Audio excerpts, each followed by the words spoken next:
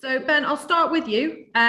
Just tell us a little bit about how important are soft skills in the digital era and the future of work from your experience. Yeah, I think soft skills they're just as important now as they've ever been. Really, I think hard and technical skills are great and always needed in whatever industry you're in. But those soft skills, being organised, punctual, self-motivated, they're still skill sets employers are looking for when building their teams and trying to create synergy between staff. So I think as we go more and more into the digital era, soft skills they're still going to be key, but obviously they've got to be more aware of people working from home and developing those skills. But I think look in my industry, you've got off the top of my head, Joe Wicks, FitPro, probably the most well known. I don't know him, don't pretend to know him, but his soft skills scream out at a screen at you. So I think it goes to show where we're heading, but they're so important. And I'd say more so than technical skills from an employer's perspective, because you can develop the other side. Yeah, what about you, Kieran? What's your point of view on how important soft skills are in the digital era? I think going forwards, soft skills are actually going to be even more important because we're moving to a model and a world, or at least a blended model, where you are now removed from your pupil or pupils by a certain distance. You're now talking to them through screens, through phones, through iPads, and soft skills are crucial and important enough when you're face to face. So the ability to engage an individual, to get them focused and interested and committed to a learning program is even more important. And that's all soft skills. Now they've got to try and do it through a lens. Whereas when you're face to face, all those communication cues that you pick up that are non-verbal from a teacher, from a mentor, and that kind of thing, people are going to have to think harder and adjust to trying to push that out through a screen. And I think it'll be interesting really to see who are the individuals that win at that, who are better at working in that model compared to the old sort of 19th century classroom approach. Yeah, I agree with you. And I think as well, you've got the whole different people being able to manage their time differently, all those skills. When people are coming to the office or coming to a classroom, they're having training, they're going, it's a fixed time and everything else. The flexibility of doing it distance is massive in that it creates so much more opportunity, so much more accessibility. But there's a whole side of self-discipline, isn't there, that you need, and you have to know how to balance your time, whether that's self-discipline in getting it done or self-discipline in doing too much.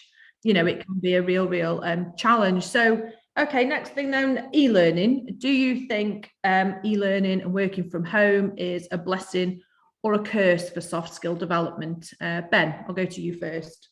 I think it's certainly got the potential to be a curse. Couldn't get my words out. Potential to be a curse. But I think, again, as long as you're aware of it, both as an employer and as an employee or somebody on a training course, just to make sure them gaps don't appear.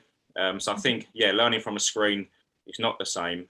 But I'd also say get around people as much as you can. If there's work events, if you're doing CPD training, if you're an employer, do it, face to face every quarter or whatever.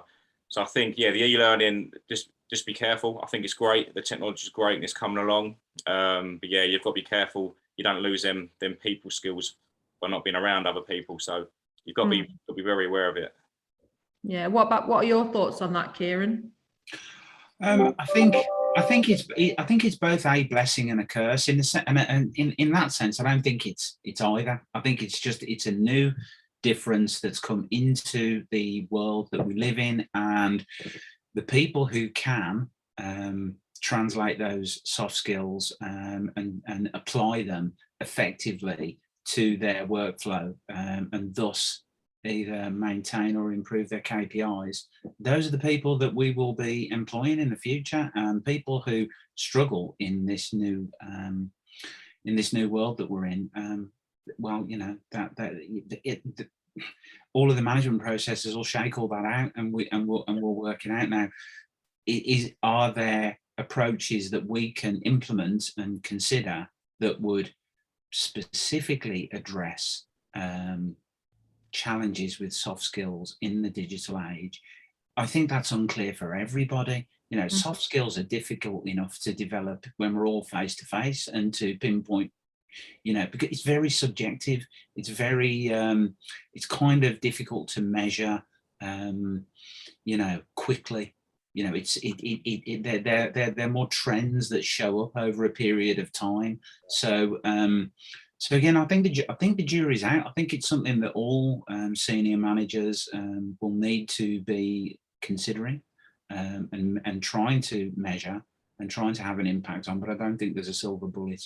I don't think the smartest companies in the world have got a real clear answer to these questions. So it's interesting.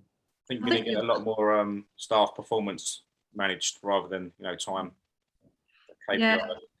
Yeah, and a lot of trust in people, you know, and that autonomy, you know, managing people differently. And, you know, as Kieran's alluded to, people are people and they're all different.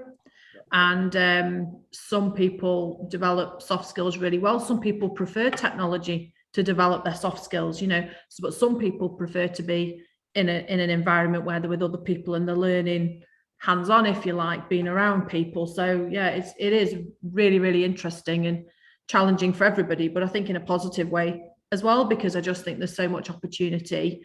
We've seen it ourselves, you know, some of our members of the team couldn't wait to get back in the office and be back around people, but others have really relished being able to manage themselves and work from home. So it's really going to be very, very interesting. So find out more today at mbhcorporation.com.